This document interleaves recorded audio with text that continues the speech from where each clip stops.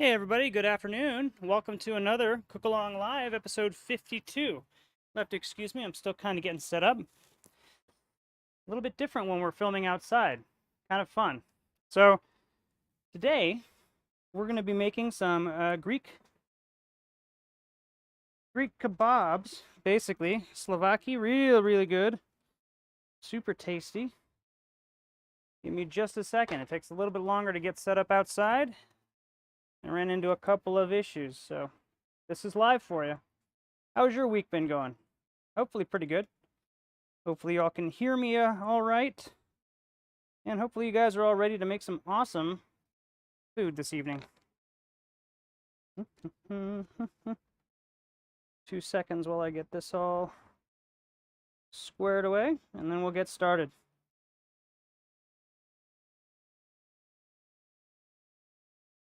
So I'm outside barbecuing. You don't have to be outside grilling your own. If you guys are doing this inside, you can use a broiler. You can also just use an oven, and you can just use a skillet or a pan if you want to. Totally fine. It'll all work about the same. You're going to get the most authentic flavor by cooking outside over coals. If you have a gas grill, that's also going to work just fine, so don't worry too much about it. Let's go ahead and get started. If you have coal and that's what you're working with today and you haven't started it yet, go ahead and get that fired up and let it warm up and get ready to cook. While we're waiting on that, we're going to start prepping our pork. But before we get to the pork, we're actually going to start building our marinade. So go ahead and grab a bowl.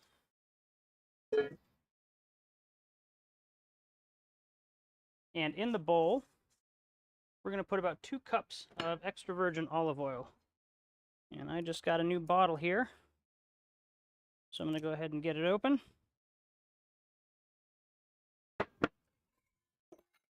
Grab my cup measure. And we're going to go ahead and get about 2 cups of olive oil in here.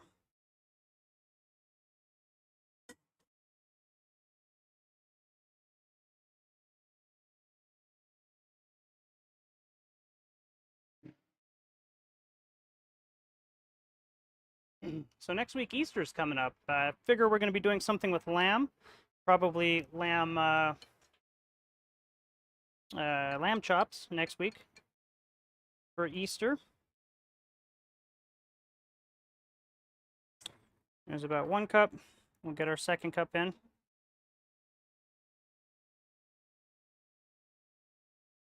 Oh, wow, this pours slow.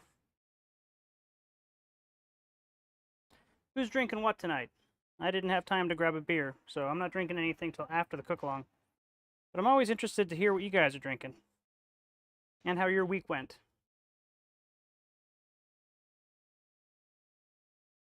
Mine went pretty good. Can't complain. This is the first barbecue episode of 2021. Last year we did burgers, we did a couple of other things outside. This year I'm sure we'll get a few more things going outside as well. Ooh, Far West cider. That is a good one, Drake. I've had it once before, really enjoyed it. We've got our 2 cups of olive oil in here. To that we're going to add about 3/4 of a cup of lemon juice, fresh squeezed if you don't mind. Hopefully you guys got some lemons for that. And I'm going to go ahead and use a strainer over my bowl. And I'm going to grab a couple of lemons here. Now, rule of thumb, 1 lemon is about 1/4 cup of juice. So we're going to go ahead and juice 3 of them. I'm going to go ahead and just cut them all in half first. Get them ready, and then we'll just juice them through the strainer into the oil directly. If you really want to measure it, that's fine. You can just do something like this with your measuring cup over your, underneath your strainer. And then just be very gentle with your reamer. If you have like one of those integrated cup reamers, that works just fine too. In this case, you would just kind of do something like this and just be very gentle because this tends to squirt lemon juice all over the place. And we really want to focus on getting it into the measuring cup.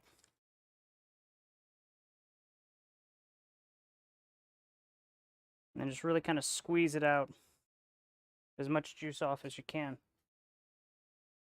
Now, quick tip, if you take these ends of the lemons after you've juiced them, you just kind of cut them into quarters, toss them down your garbage disposal. It'll freshen things up for free. I don't know if you guys use any of those plinks or any of the deodorizers that they have that they can sell you. Those work just fine too, but lemons, they're nice and fresh, and they're not, I mean, you already bought the lemon anyway. Might as well use it as much as you can.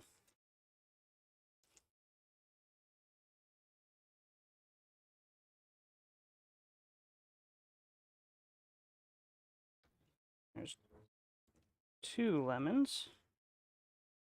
It should be about a half a cup. I'm going to take my strainer off and take a quick peek just to make sure.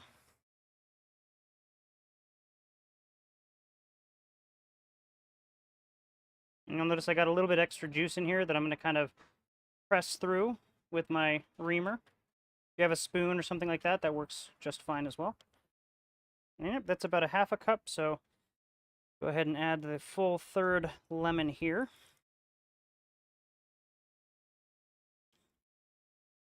Now, if you go a little bit over, that's not the end of the world. If you like it actually a little bit more lemony, if you've ever had Souvlaki before, and you want to add a little bit more zesty, lemony, citrusy flavor to it, you can absolutely add extra lemon. And if you don't like that tang, add less.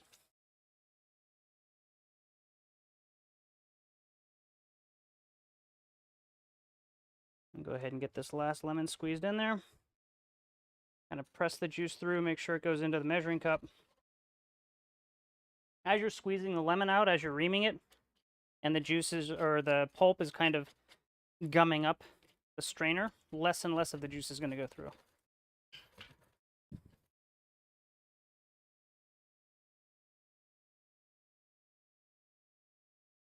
There we go. As much as we can.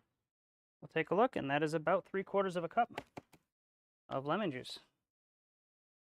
Perfect. I'm going to go ahead and get that in. You'll notice that we did get a lot on the cutting board.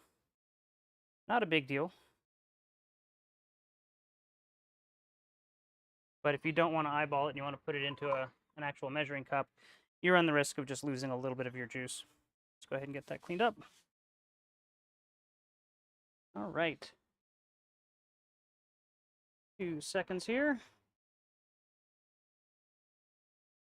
All right, so next up is about a tablespoon of dry oregano. I usually just eyeball this. I like the flavor of oregano, and I just kind of want to get about a tablespoon in there. If it's a little bit more, that's fine. If it's a little bit less, it's all right too. These recipes aren't as exacting as baking is. You're really just adding or removing flavor. I'm going to take a whisk and just really quickly whisk this around and get it nice and kind of homogeneous. You can see that it's kind of turning into more of a dressing now than just being separate stuff. We're going to grab about a cup of our flat leaf parsley. Now this is going in a marinade, so it doesn't matter if I get some of the thicker stalks. They'll actually add a little bit more flavor.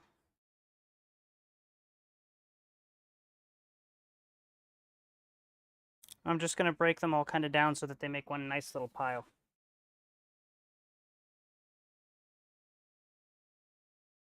Something like that. And I'm just going to roll this kind of up together all into a little bundle.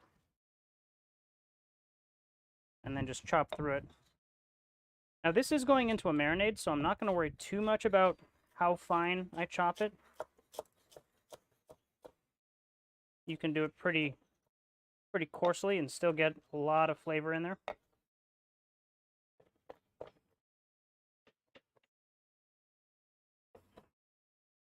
Just going to go through it a couple times.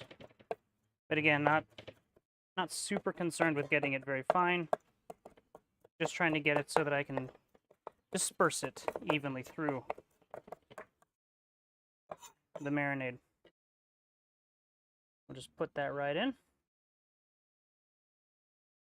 Now, one thing I left off of the ingredients list because it's not, well, I don't know what traditional is, but I don't think that it's very traditional to add it. I just like the flavor. I'm actually going to add a little bit of apple cider vinegar. Just about a teaspoon to a tablespoon, probably closer to a tablespoon for me. If you don't like the flavor, if you're not a fan, go closer to a teaspoon. I'm going to add about a tablespoon in there. Again, just kind of eyeballing it. We're going to get all of this mixed up together as well.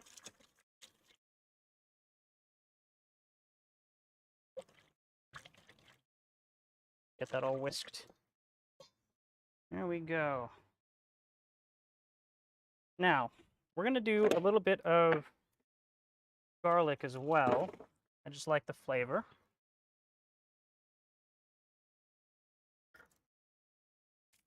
I'm going to do 3 very large cloves here. And again, I'm not super worried about how fine I mince them. I'm just going to kind of give them a little love tap here to peel off the skin. Like so. I'm doing this on a glass table, so I'm going a little bit lighter than I usually do. There we are. And 3.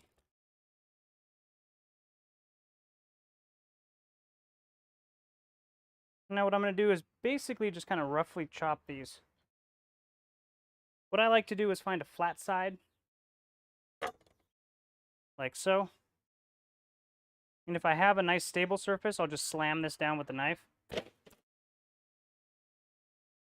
Same thing with the next one. And then the third one. If you're using smaller cloves, by all means, use more or less if you don't like the taste of garlic. And then I'm just going to kind of line these up like so and just very coarsely chop through them. Again, this is more flavoring the marinade and flavoring the pork.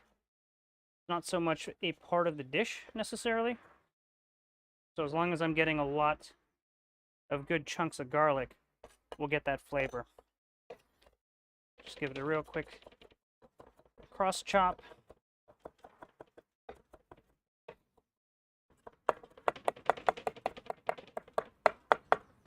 Like so.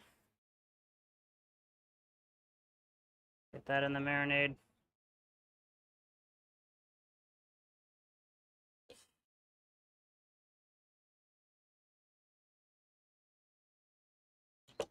And salt and pepper, I think, are the last ingredients.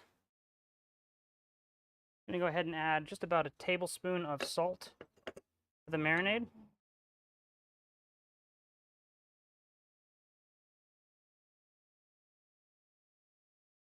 Like so. And about a teaspoon of fresh ground pepper.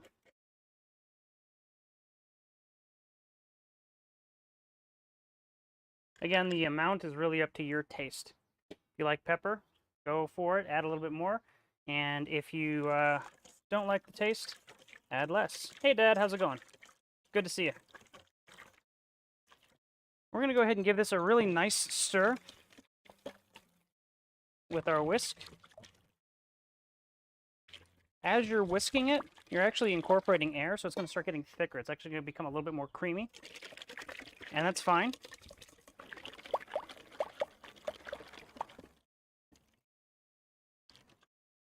There we go. And now what I'm going to do is I'm going to grab just a little bowl or cup, whatever you have available.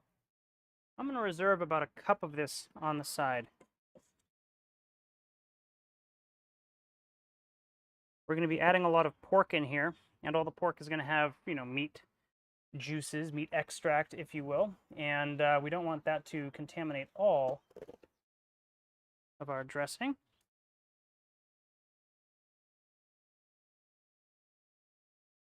Just go ahead and just set that aside for now. I'm actually just going to keep it in the cup rather than dirty that. We're not going to use a 1 cup measure for anything else. All right, while we're waiting on this to kind of sit around and marinate just a little bit, we're going to switch over to our barbecue. Now I'm using hardwood coal. I think it's got a little bit better flavor, and it cooks a little bit more evenly than some of the lump charcoal.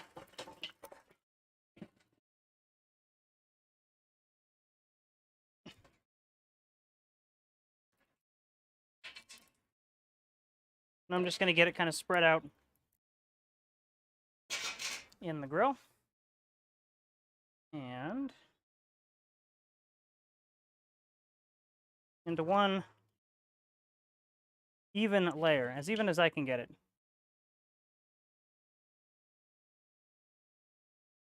Something like that.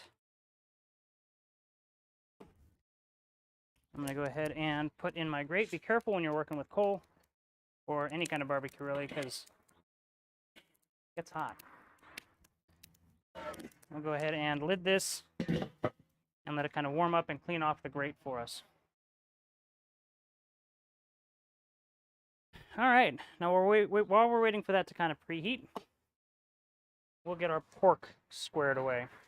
So I've got two really lovely looking pork tenderloins here, about 2.5 pounds. And the first thing I want to do is kind of find the silver skin. Usually when you buy these, they come in a pack of 2. And no, they don't.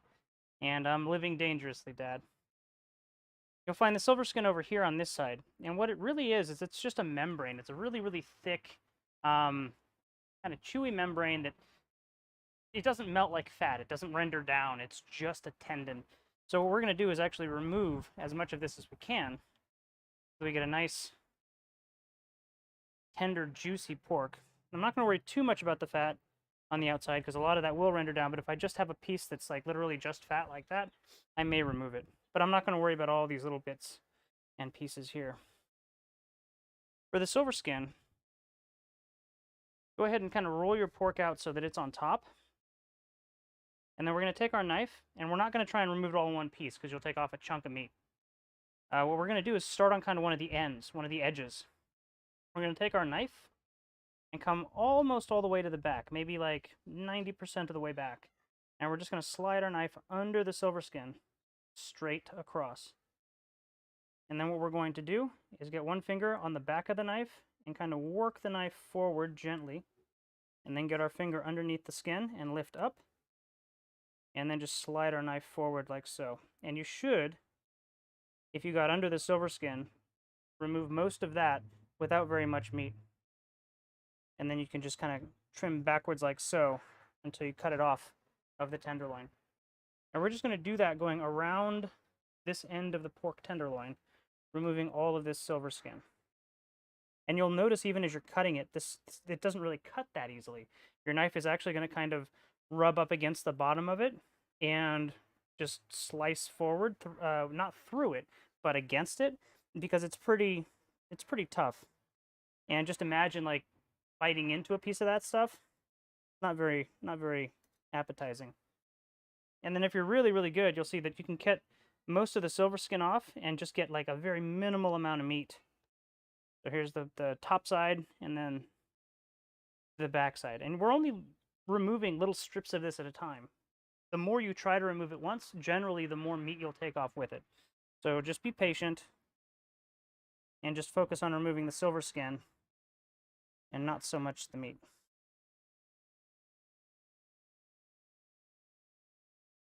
And usually there's a little flap of pork tenderloin kind of here at the end that overlaps the silver skin just a bit.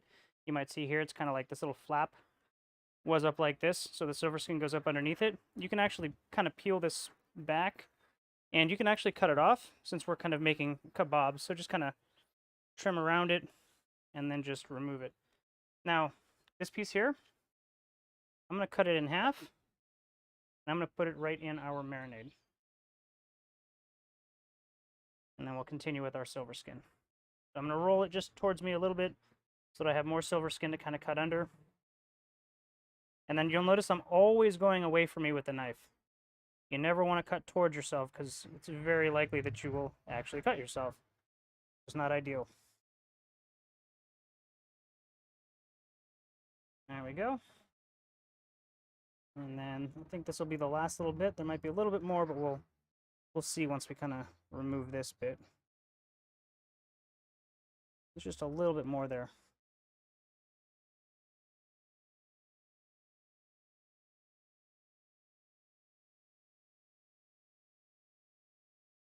And we'll just kind of cut that out. And that's the end of the silver skin. Now we've got a nice pork tenderloin. Still has fat on it. That's fine. We actually want that. But no silver skin. We've removed it. Now what we're going to do with this, I like to take kind of the thinner ends and cut them off first.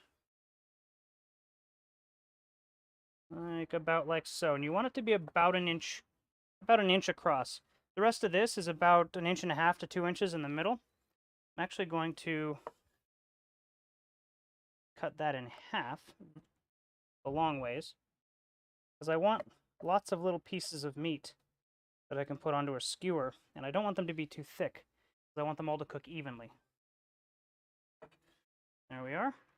Now all of these pieces of meat are about the same thickness, and so what I'm going to do is basically cut little 1-inch medallions.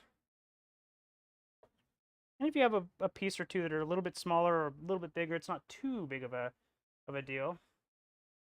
Hey, how's it going? I can't see your name because it's blue and I can't read it. I got some glare on my screen. But yes, I do need to put another shrimp on the Barbie, absolutely. Go ahead and cut these into 1-inch chunks as well. And we're just going to put them right in the marinade.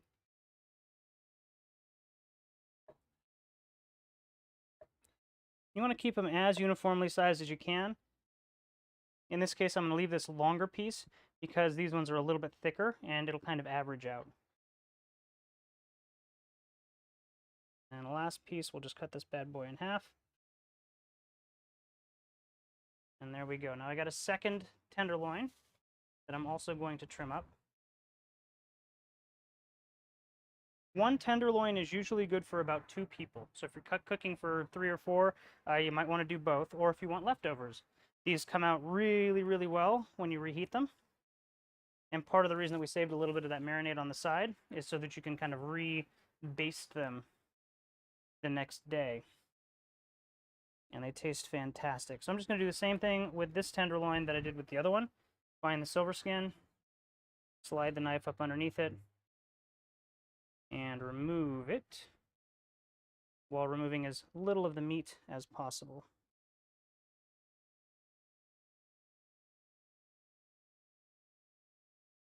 Go. Now I'm going to go a little bit faster on this one, just so that I can keep moving. Yeah, so next week I'm thinking about doing lamb chops or a lamb shank or something like that for Easter. So that should be a fun one. Keep an eye on my Instagram and my Facebook page for ingredients. And then on this one here, the silver skin kind of goes up underneath this flap just a little bit. There we go. I'm just going to cut out just a bit of that fat there. Feel this flap kind of open and just separate it. Cut that bit in half. That's like the little tendon that I'm going to cut out. And into the marinade. This one's a little bit thicker. We got our silver skin off, but it's a little bit thicker piece of pork. But the same thing applies. I'm basically just going to try and keep everything down to about 1 inch wide. So just kind of cut sections off that I can then size down to whatever size I want. And get them into the marinade. And then this last little bit here, we'll cut it in half vertically. And then 1 inch sections.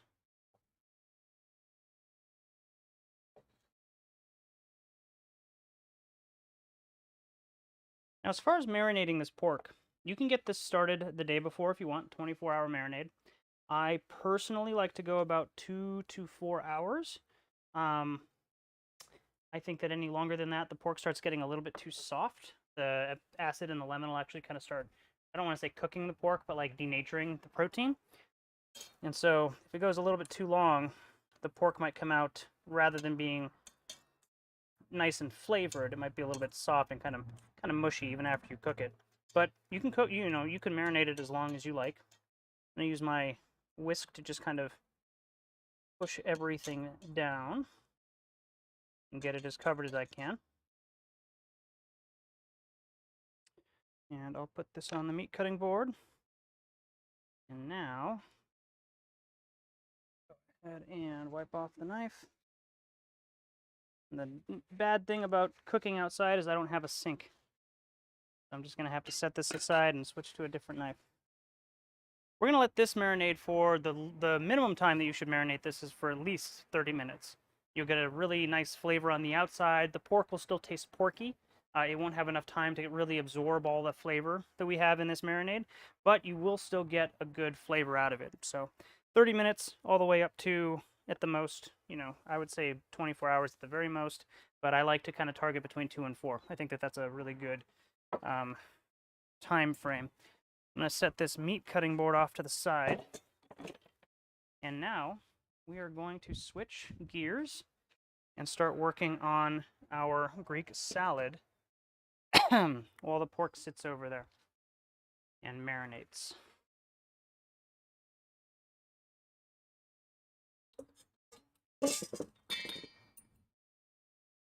Get all my stuff ready here for the salad. And I'm really quickly going to check my coals, see how they're doing. Temperature on the grill is about 500 Fahrenheit, which is good. And those bad boys look awesome. Perfect. So, for our Greek salad, this is a lot of fun. This is a really nice, light, very flavorful salad. And I recommend, you might have already gotten the crumbled feta, but I recommend getting the chunk, because then you can actually size it down the way that you want it to. And if it's kind of chunky like this, it's less likely to fall apart when you put it into the actual salad. The crumbles are already kind of, they're crumbled already. And the more you mix them and the more you kind of get them moving around, the more likely they are to kind of break down really quickly. So I like the block, but it's really up to you. What we're going to do with this is we're going to start with an English cucumber. And there's a couple of different ways you can cut this bad boy up. You can cut it up just normal, like this, let's say cut them in half, and then just cut out rounds, like so. But what I like to do is actually take this, I'm going to take off the end just so that I have a uniform width cucumber here. I'm actually going to cut it in half. I think that this allows the cucumber to kind of stay separated from everything else in there without sticking together. If you have the rounds, they tend to kind of form up on themselves like playing cards, and they don't come apart really easily. If you cut them into these half crescent shapes or half moon shapes, the hard angles kind of make them bounce off of each other and other things in the salad. I like it a little bit more, but again, it's really up to your preference how you want to do it.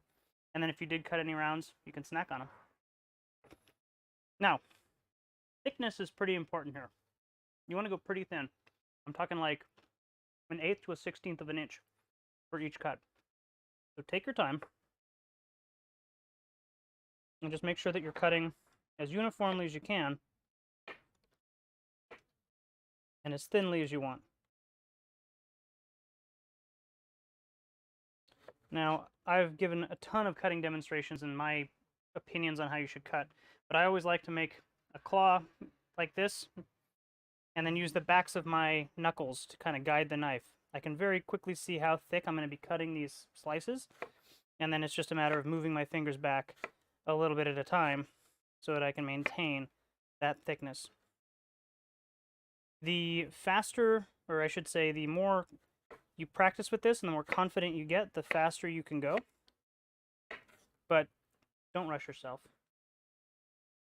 Uniformity is better than speed in this case.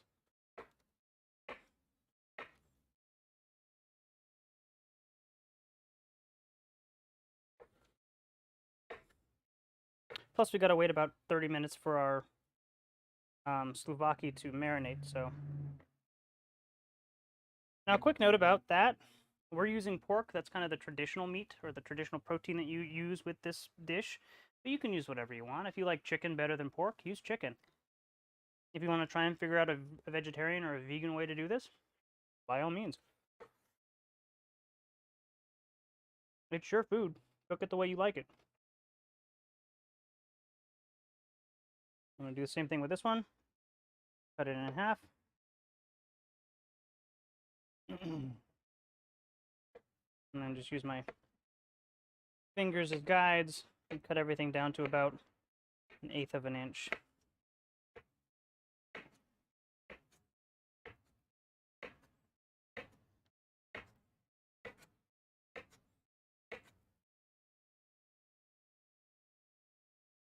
And then if you notice that you have any large ones like this, I mean, they're just snacking pieces for the chef, as far as I'm concerned.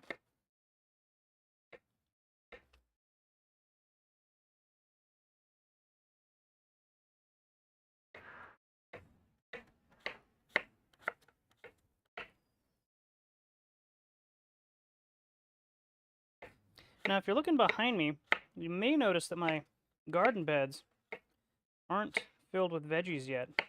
And I'm just waiting for the weather to kind of stabilize. Some days we have really cold mornings, and then it kind of warms up in the afternoon, like today. And some days we have really, really cold days. So I'm just kind of waiting for it to stabilize. I have a bunch of seedlings inside, and you guys will start seeing some Instagram posts about the garden once I get things out in it. I have eaten an entire little planter of radishes already. I've planted my second crop of those. And I've got some carrots that are looking really good. They're not quite ready yet. I think that has to do with the cold mornings. All right, so we're going to go ahead and get our cucumbers into the bowl and just kind of make sure that they're in there. Next up, we're going to take our cherry tomatoes. And all we're going to do is cut them in half. Now, whether you cut them in half long ways or whether you cut them in half short ways is totally up to you. I actually kind of like to go at a diagonal like that. Makes it a little bit more fun, but totally up to you. And we're not going to go and cut these down very much more than cutting them in half. It's going to take you long enough as it is to get these guys kind of cut up. And the reason we're using cherry tomatoes, I don't think there's any tradition behind it, but these just tend to generally be more flavorful and sweet than regular tomatoes, especially this time of the year. Most of them are grown in greenhouses or hothouses, and so they get to ripen a little bit longer on the vine before they get picked.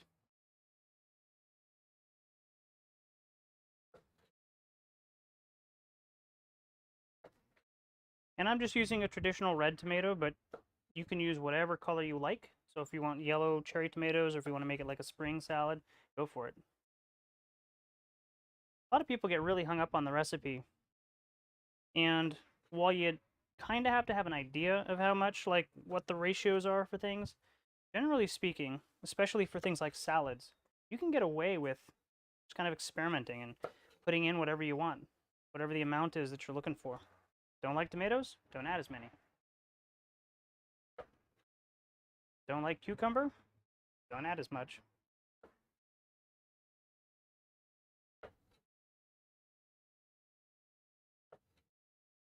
What we're really trying to do is kind of get a even volume of both tomatoes and cucumbers, and then we're going to kind of accent it with everything else, the onions and the parsley and the oregano and all of the other stuff that we put in here, the olives and the feta.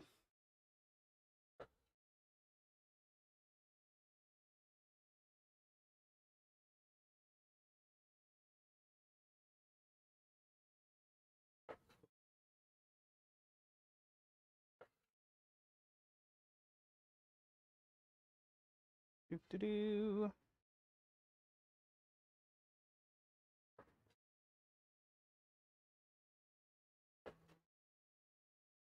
And then you can either kind of mix them by tossing the bowl if you're comfortable, confident with that, or just use a spoon, however you'd like to do it. I just like to kind of give them a quick mix once I'm about 3/4 the way done with the tomatoes, so that I can see how much more I need to cut, if any. If you have a lot of really large tomatoes, you might need to cut less. If you have a lot of really small tomatoes, they might fill up more space quicker.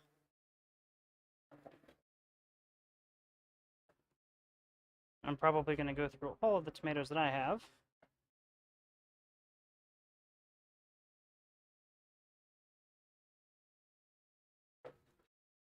Just to get a good kind of coverage and mixture.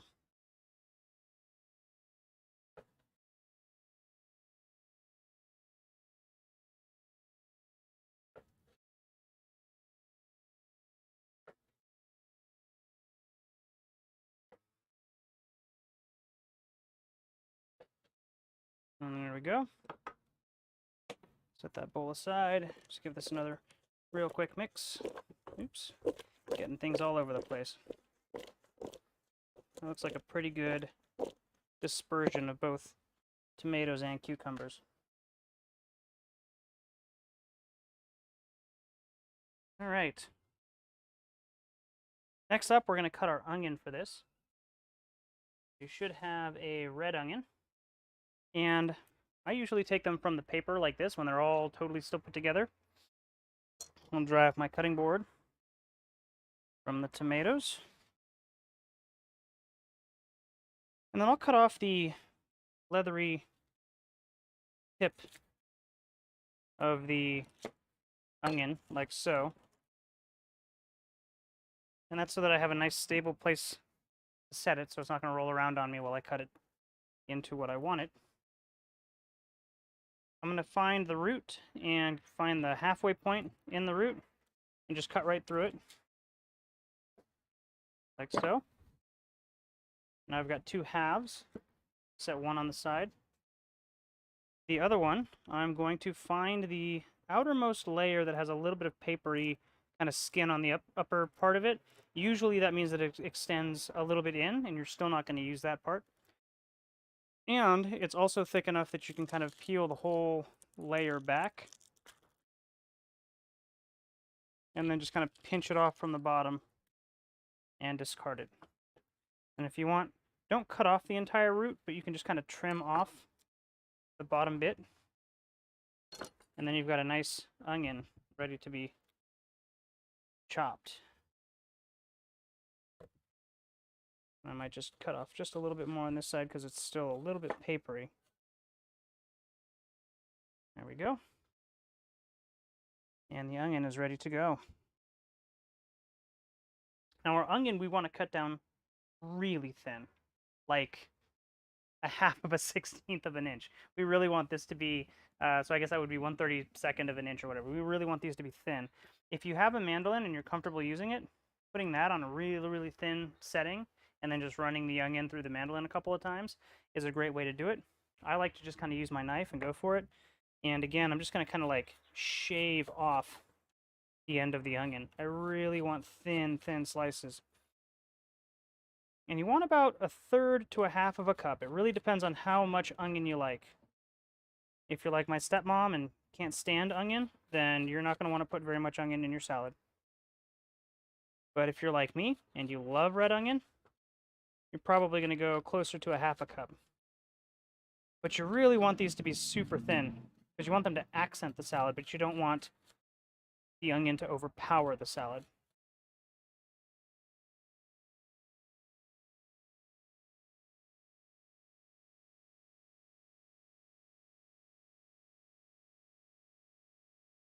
You'll notice I'm just taking my time and cutting through the onion.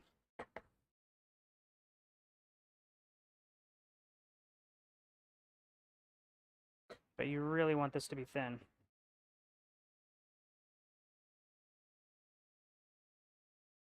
There we go. Let's see what this looks like. I'm going to take it, I'm going to go ahead and break it up outside of the salad. and just be very gentle with my fingers and kind of almost like you're taking out a snarl in somebody's hair. You're just kind of working them apart so that they break up nicely. You have a lot of nice individual strands of onion. That's probably about, I would say, a half a cup of onion. I'm going to go ahead and just kind of sprinkle it in and see what it looks like. And I might want to add just a little bit more.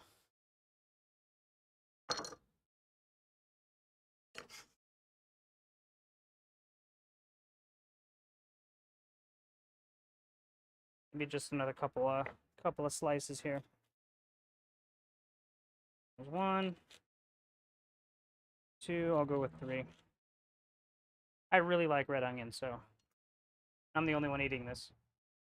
So I don't have to worry about anybody else. Again, just kind of break this all up. Nice and gentle with your fingers. Got our individual little strands of onion in here. Now we'll just pick it up and put it in the salad bowl.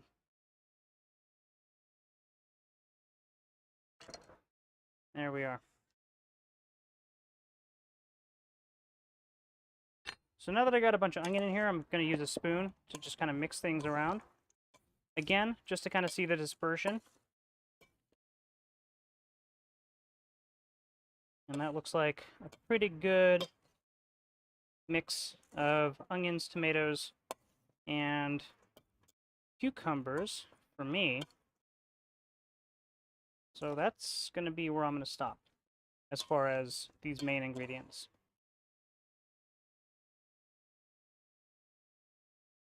So what I'm going to do now is just set this aside, and we are going to work on skewering our Souvlaki. So I'm going to take the plate that I had the pork on earlier. This is all still raw pork, so it's going on a plate that had raw meat on it, so it's not a big deal. All of it's going to get cooked, so we're fine. I'm going to go ahead and move my pork to here, and I've got my skewers in a little glass. I'm only soaking the bottom ends of them, and the reason for that is usually the top 3/4 of the skewer is going to have something on it. There's a very low chance that it's actually going to burn. Hey Annika, how's it going? Oh, Drake, that sucks.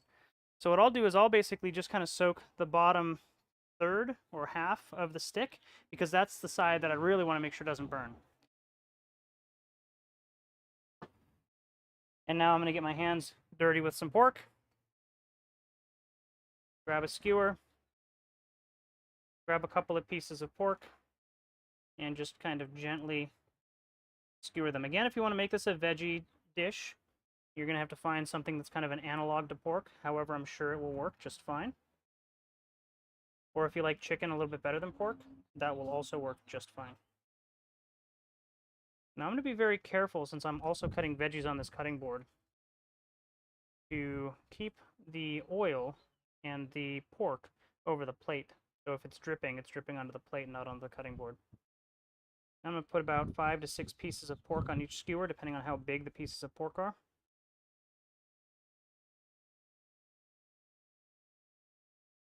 And there we go. You can kind of push them together, make sure that they're nice and kind of tight. And there's one. We'll set that down on our plate.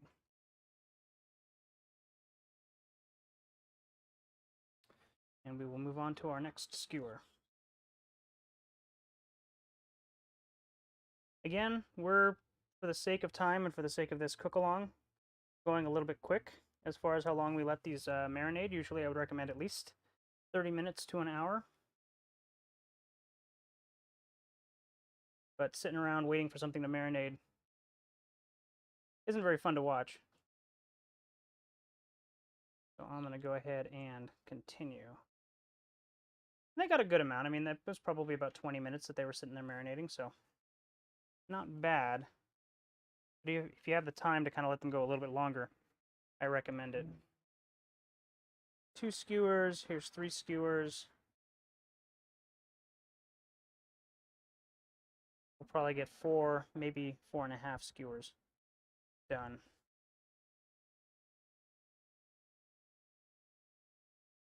1, 2, 3, 4, 5, 6.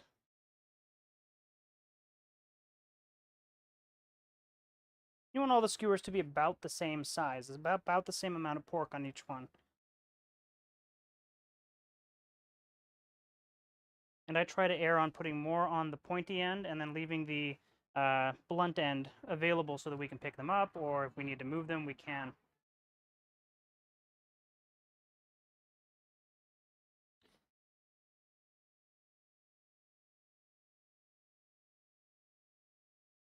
And here we go with skewer number 4.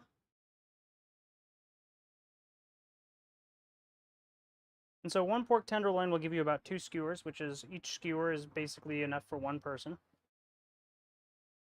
Or at least that's how I kind of plan it.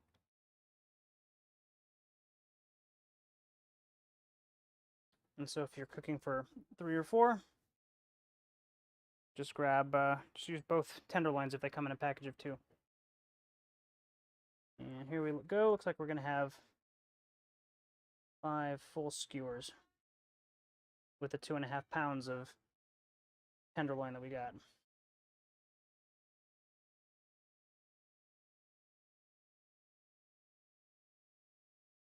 And yeah, Cindy, you'll just kind of eat around the onion and anything. And there we go. Now,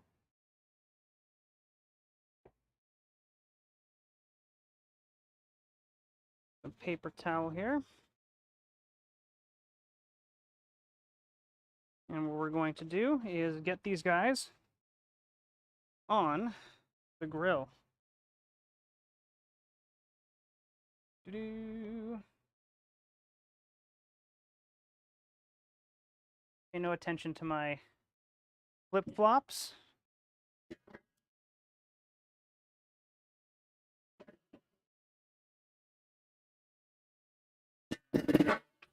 Find the side that has the hook.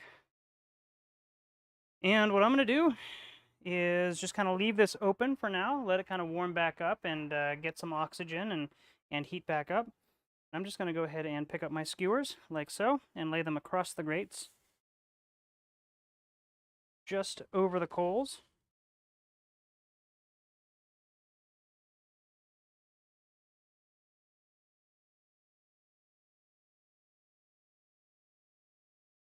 Like so.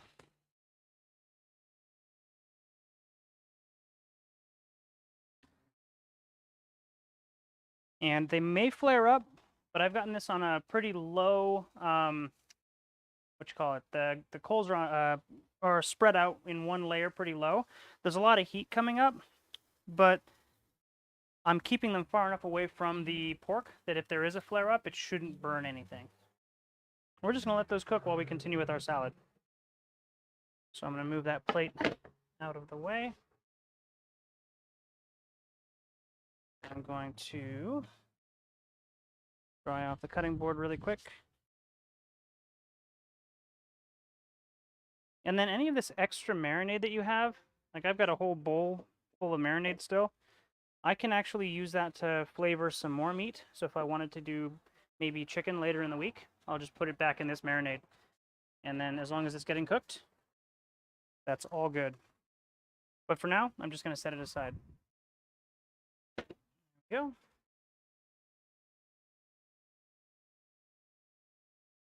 Just set that there. It's getting a little bit breezy, so that thing keeps falling over and kind of rolling away.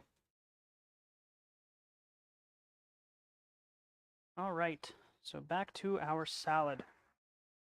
We've got all of our tomatoes, we've got our cucumbers, we've got our onions in there. What we can start doing now is building our dressing if we want, or we can continue by adding our olives. There's also a bell pepper that you can add in here if you'd like. Really kind of up to your own tastes and what you like in your Greek salad or not. I am going to go ahead and cut up a red onion, not a red onion, a red bell pepper. I like the sweet flavor that it kind of gives, and it adds a little bit more red to it than what the tomato is. Easiest way to cut a bell pepper is to just kind of take off the stem with your knife and then lay it flat. Get rid of any tags you have. I did wash this, but I guess I missed the tag.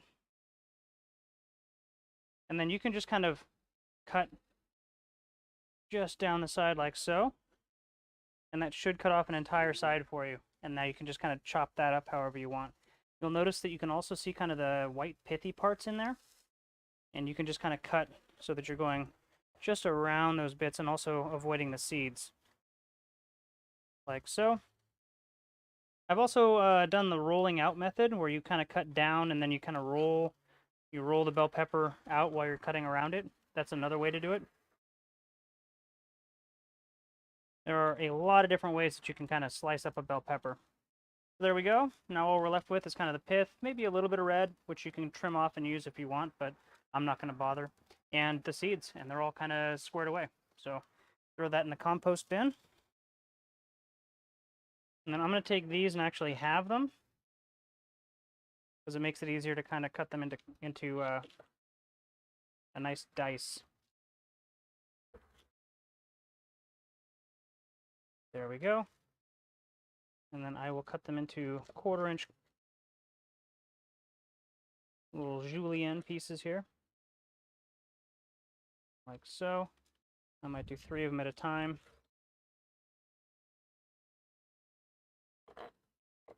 And then cut them into nice dice. Again, using the claw method with my hand. Make sure I don't cut myself. And to kind of manage the size of these chunks.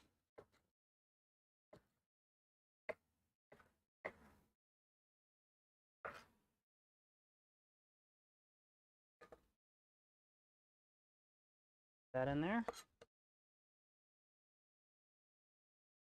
Bell pepper also gives it a little bit of a nice kind of sweetness and a little bit of a different crunch than what the cucumbers do. Go. I'll just cut that in half as well. And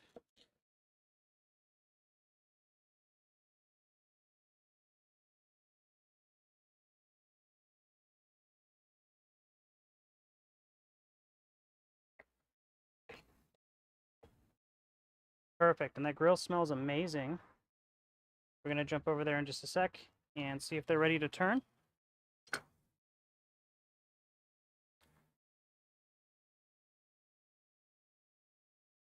And a really easy way to tell is to kind of wiggle them around.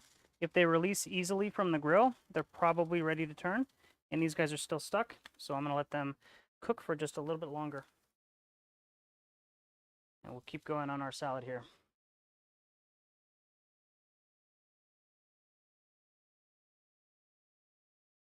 And the bell pepper is also kind of a personal preference. If you really don't like the flavor of peppers or bell peppers, don't add them. I love red bell pepper, though.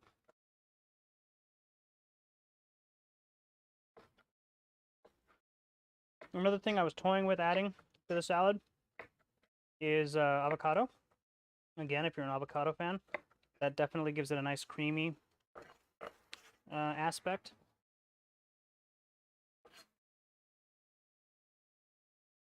There we go. I'll just give this a quick mix.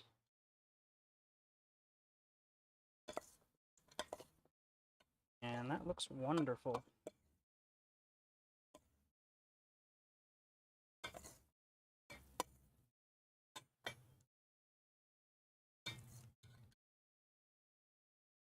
Grab our flat leaf parsley, another probably 1/4 cup.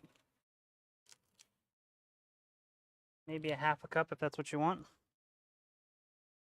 And again, we're just going to kind of roll it up and just slice it. And then we're going to cut across to give it a real quick dice. Now, the parsley I am going to cut down a little bit more finely this time since we are incorporating it into a dish.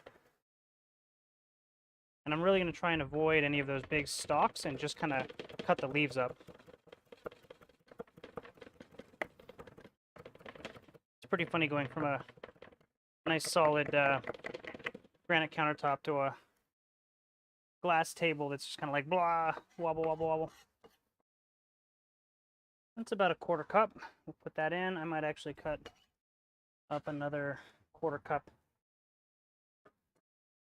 Again, just to get a good dispersion of parsley leaves through our salad. So just a bit more.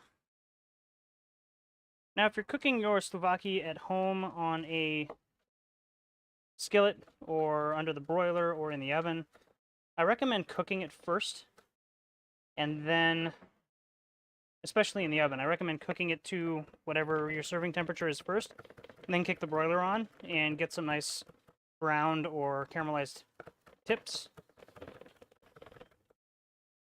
If you're cooking it on a pan or something at home, do your best to not burn it. Low and slow, and turning it often is usually a good option for you there. All right, so let's switch back over here and see if these guys are ready to flip yet. No, this one. Let's see what it looks like. There we go. And that one. Look at that pork. That looks delicious. And if you just let the pork kind of tell you when it's ready to flip, just kind of gently jiggle it, and if it's not releasing, it's not ready. You're going to end up with much less meat stuck to the grates.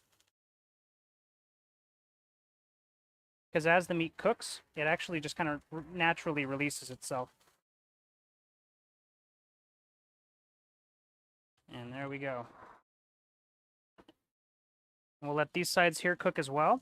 Probably another 5-7-ish minutes on that side, and then we should have some pretty good pork. Now, if you are at all worried about the pork in the grill or on the grill, and you're like, well, I'm not sure if it's cooked all the way through. After you've got the nice color on the top, you can go ahead and put the lid on for another 3 or 4 minutes, and that'll make sure that it kind of cooks all the way through, because you'll trap a lot of that heat, and you'll end up roasting the pork. You don't want to let it go too long, because you'll dry it out really quickly, especially on a barbecue. But what we'll do is we'll flip it, and then we'll put the lid on, and then just kind of let it make sure that we're thoroughly cooking it. And that's totally up to you.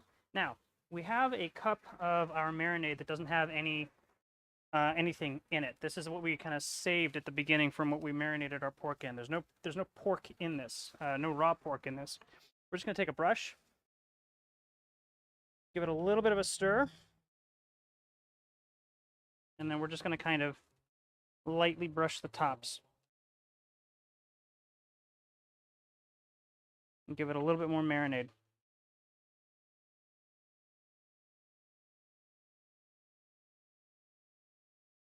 Now the top of this meat is cooked already, so we're not spoiling the marinade in the cup here. Be very careful with this, because you probably will get flare-ups. You have oil dripping into flame, so just keep that in mind. That's usually what causes flare-ups. Oily food, or oily or fatty or whatever, dripping into the coals or into the gas burner. So less is actually more in this case. And just make sure you're getting a good mix so that you're getting some of that lemon juice in there as well. You don't just want to be putting oil. You want a good mix of the oil, lemon juice, and everything.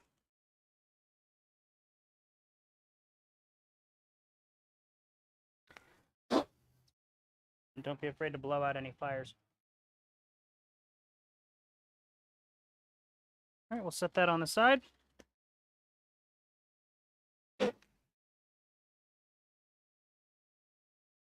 And let those guys kind of cook. All right, back over to our salad. We'll get this parsley mixed in. This is looking amazing.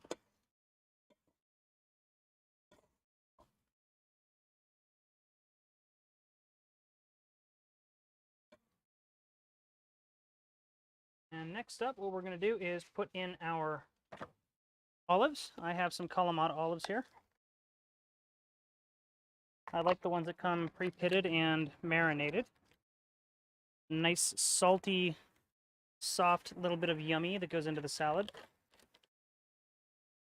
You do have to be careful with these though, because they are pitted, although a lot of times the pit, you'll find a couple pits in the actual olives. So just kind of give them a nice little feel before you put them in and see if there's any any pits in the olive. I'm gonna go ahead and put I'm gonna put the olives in the salad. I'm gonna give them a quick squeeze before I kind of put them in there. Number one, to get rid of any extra oil, and number two, to check for seeds. I'm not gonna crush them, I'm just squeezing for any resistance.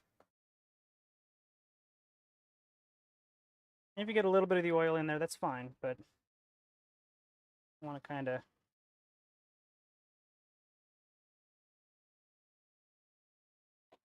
get rid of a lot of the excess if I can. I'm keeping my eye on the pork over here because we're going to pull it off before we're done with the salad.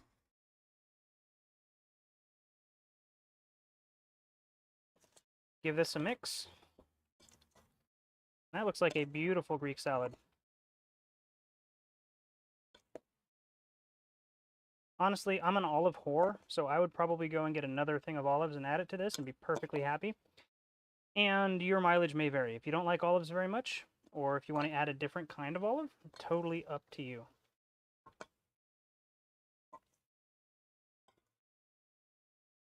There we go. Now what I'm going to do is I'm actually going to build our dressing. I don't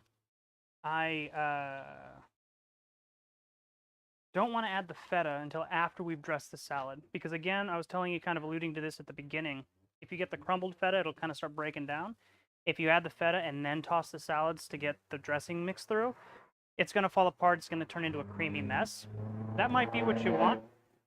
I actually would rather just kind of see the feta and have it like bright white kind of in there. So what I'm going to do is build my dressing in a separate bowl. And what I want is my teaspoon. I want 3 tablespoons of red wine vinegar. And that's going to be 9 teaspoons. My tablespoon is not in a state that it can be used right now. 4, 5, 6, 7, 8, 9.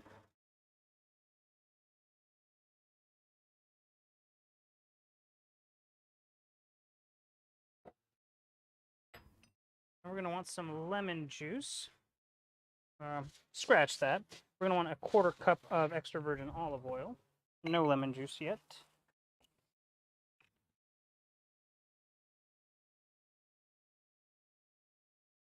Go ahead and wait for our very slow pouring olive oil jug.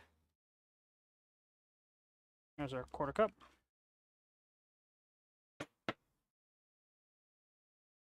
We're going to put a garlic clove in here, and what we're going to do with it, before we get to that, let's go ahead and flip our pork again.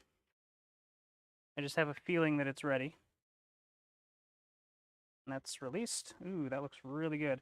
I'm actually going to flip it to one of the sides that's not cooked. And we're going to get just a little bit of color on all sides if we can. There we go. There we go. Do this one on that side. And here. Do that side. And then this one will go there. I'm going to slide everything over to the right just a bit. Get them over the hotter part of the coals, including this last one over here on the left.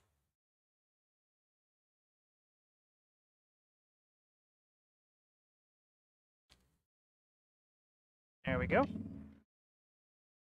And back to the salad dressing. Got all of this going. We've got a 1/4 cup of extra virgin olive oil, 3 tablespoons of red wine vinegar. We're going to do 1 garlic clove. So again, I'm going to grab, in this case, in my dressing, I want kind of a nice light bit of garlic. I don't want it to be really, really heavily garlic flavored. So I'm actually going to look for a smaller clove. May have found one right here.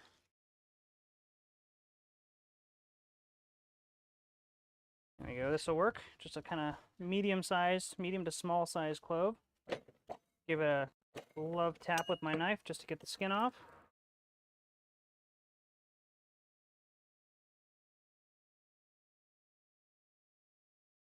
I'm going to take off the root end, and I'm actually going to use my microplane grater because it'll just kind of grate it right into the dressing.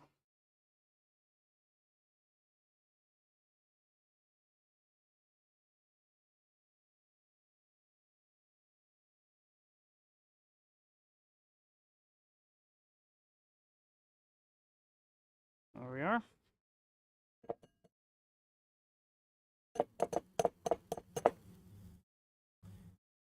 Tap our garlic out.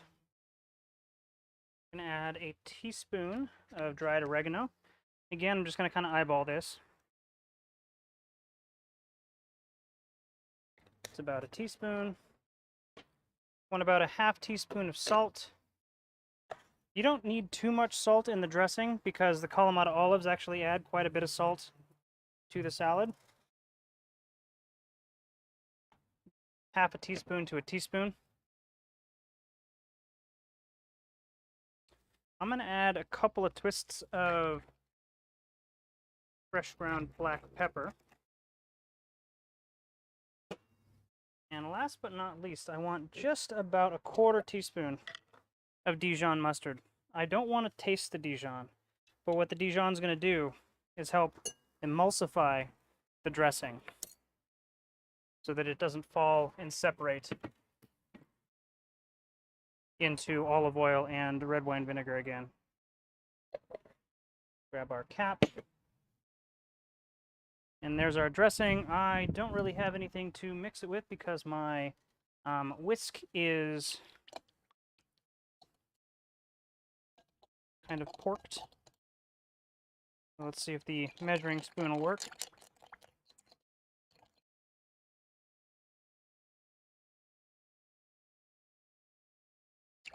Not very well.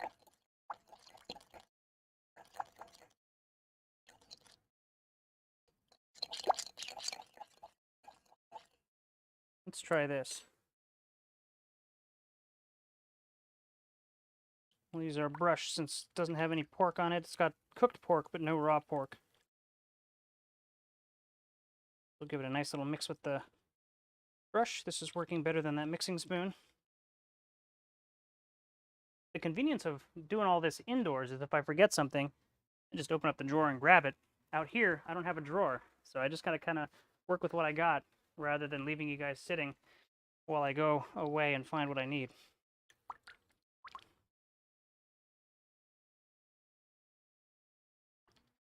There we go. Go ahead and give this a taste. Ooh, that is good.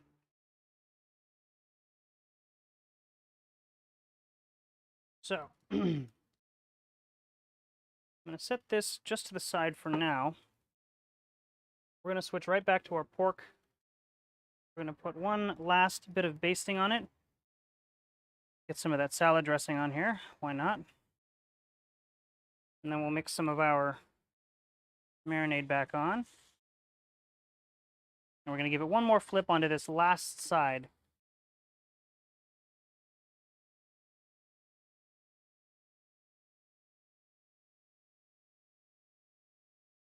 And I'm being pretty generous with the olive oil, which is why we're getting so much smoke. It's pouring down onto the coals and burning. Let's go ahead and flip. Ooh, that looks good. I'll grab this one and flip it.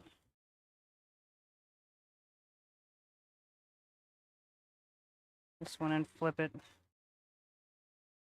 we're just trying to get all of the sides of the pork a little bit of color on them.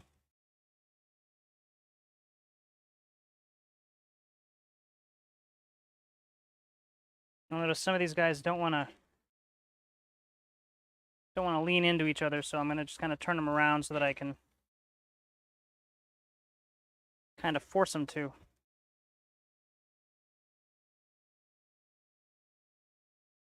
There we go. That should be the last flip for our pork. We'll pull that in just a second. Last step for our salad, totally optional. Well, not the last step, but last step before we dress it. I have a bunch of mint. I'm not a huge fan of mint. However, I do think it goes good in a Greek salad. So I'm going to grab a couple of sprigs of mint.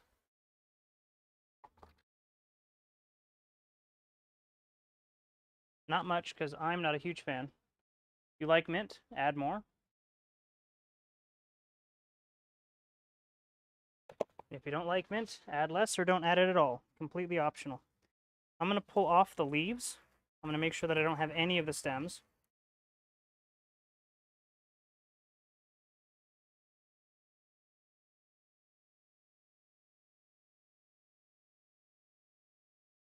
Just pile them up on top of each other like so. Kind of roll them into a cigar shape. And then we're just going to slice through the mint.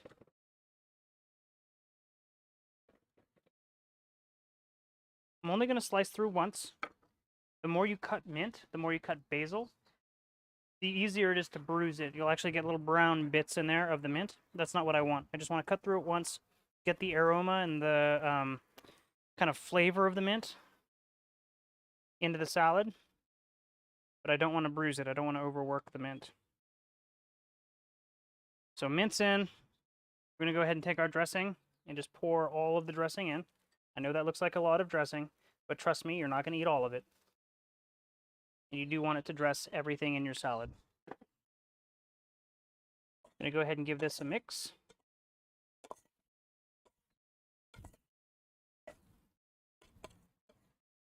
And then we're going to let it sit for about 5 minutes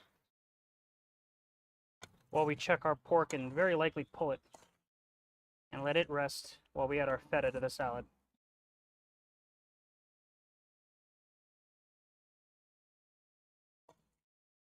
All right.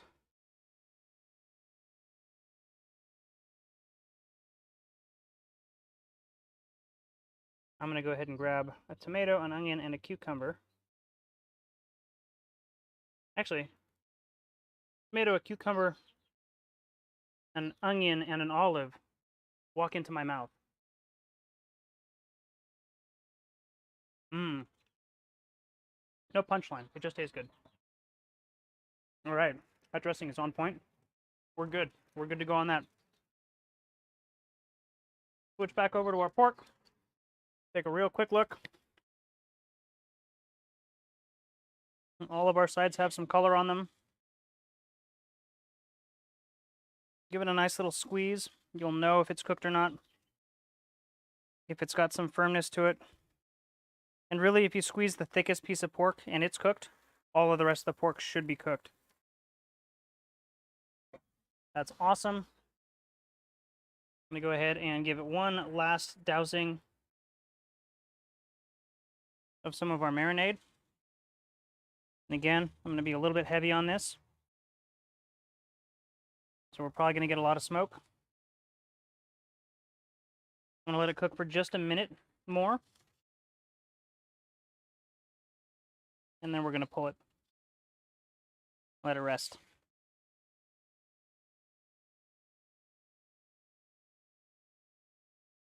Watch the flare-ups.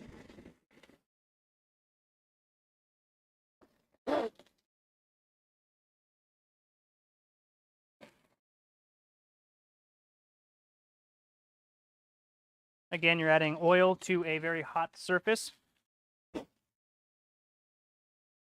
So you're going to get that. Go ahead and flip this real quick.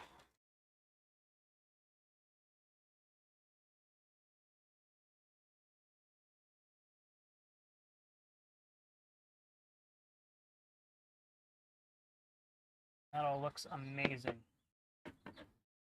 I'm not going to forget the feta, don't worry. I add the feta after I mix the salad. And we're going to go ahead and just put these on a plate.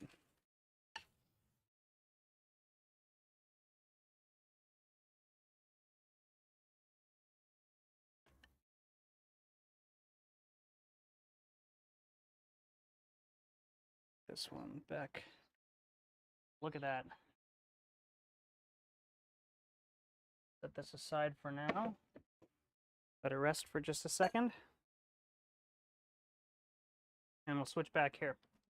All right, don't worry. We did not forget the feta. Here it is. I'm going to add this whole block of feta cheese because I love feta in my Greek salad. I'm going to take the block out of the container. I'm going to cut it in half this way.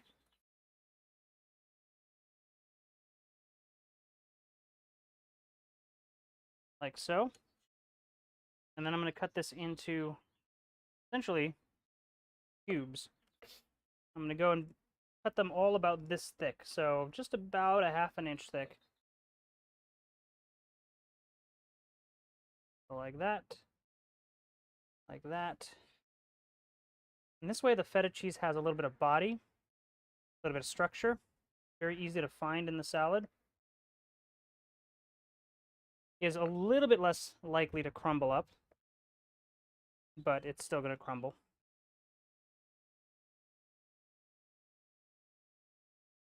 There we go.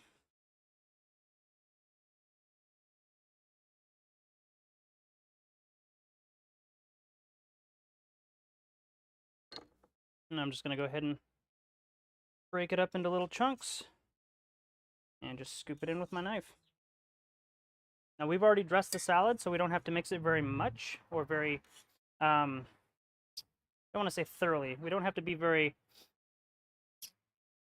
we don't have to agitate it very much. So hopefully we can keep a lot of the feta together and keep the salad looking kind of clean. Otherwise, as the feta breaks down when you mix it, it gives the salad kind of like a white creamy texture or visual kind of hue, I guess.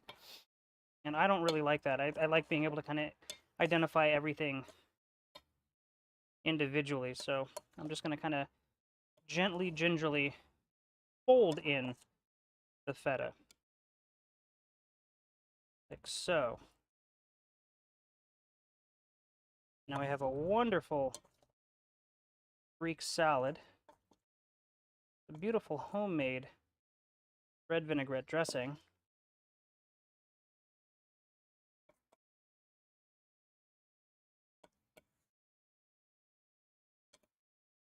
And that looks beautiful. So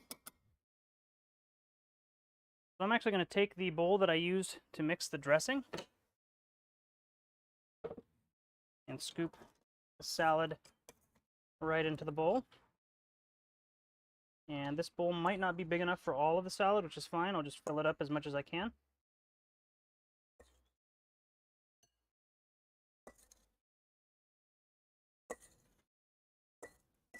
For presentation.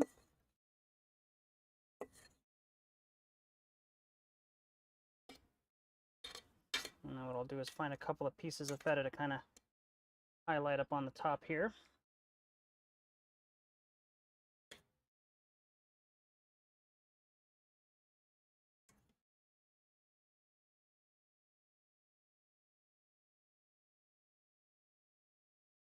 Again, the better it looks, the better it usually tastes. So take a couple of seconds to move things around if you need to.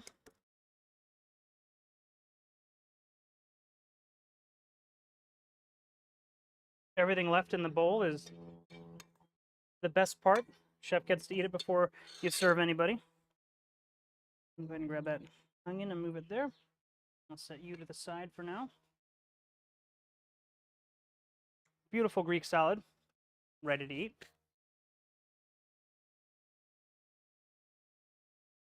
We've got our awesome Souvlaki over here, which is cooked and ready to eat. And there we go. Got a wonderful Souvlaki Greek salad. Episode 52 of Cook Along Live is done. First barbecue episode of the year. And a really lovely dish to kind of celebrate Greek independence, which I think was on Thursday this year, the 25th, and just before Easter. So we will do something else for Easter. Thanks, Dave. I'll just grab some of these end bits here to give it a taste. Nice and cooked through.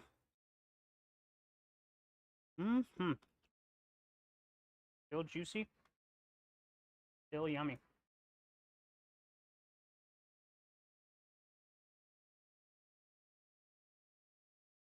That's some good Souvlaki. Mm.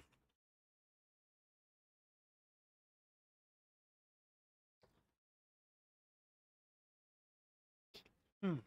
And then the salad. I guess I didn't grab a fork, so I'll just have to kind of wing it. I'll use my quarter cup measure here. Actually, I won't. Use my slotted spoon.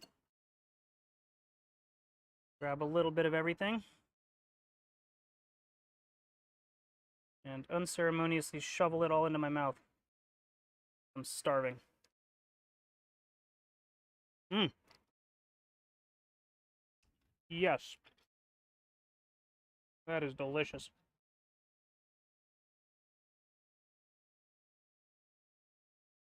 Oh my goodness. Yum, yum, yum. Oh. If there's anything that's almost as good as tabbouleh, it's definitely a Greek salad. Or tacos. Either one of those. Ah. Thanks, Jesse. Yeah, this is kind of what I do. Now, the difficult thing is right now, this particular camera is getting a little dark. The background is all fine and everything, but the sun kind of sets that direction over my house. So the later it gets, the darker I get. And I don't have my camera set to do auto exposure because it usually blows me out and keeps the background in check. But yeah, working on that. We're probably going to have a lot more barbecues this year. I've got a much nicer kind of layout out here and different cables, a dedicated streaming computer to do these cook-alongs. So kind of upgraded the setup for 2021. Anyway, everybody, here we go. This is our beautiful Souvlaki Greek salad ready to eat. If you guys cooked along with me tonight, I hope you all enjoy. If you didn't cook along with me tonight, but you are planning on cooking this at some point, I hope you have a good time cooking it. As always, the ingredients are posted the week before on Instagram and on Facebook, so go ahead and follow me there at Cyrix, P-S-Y-R-I-X-X. If you haven't subscribed to my channel yet and you like these kind of cook-alongs, long-winded cooking real time, subscribe to my channel. I'm going to keep these going for as long as I possibly can. And I love doing this every week. And thank you guys so much for coming along with me on this journey. It's made 2020 a lot of fun, and 2021 is off to a great start. So we will see you next week for some kind of lamb. I think it's going to be lamb chops, and we'll get those ingredients up on Facebook and Instagram sometime this week so you guys can all get prepped for it for Easter lunch.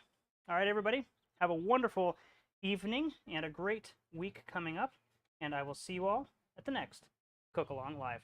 Bye.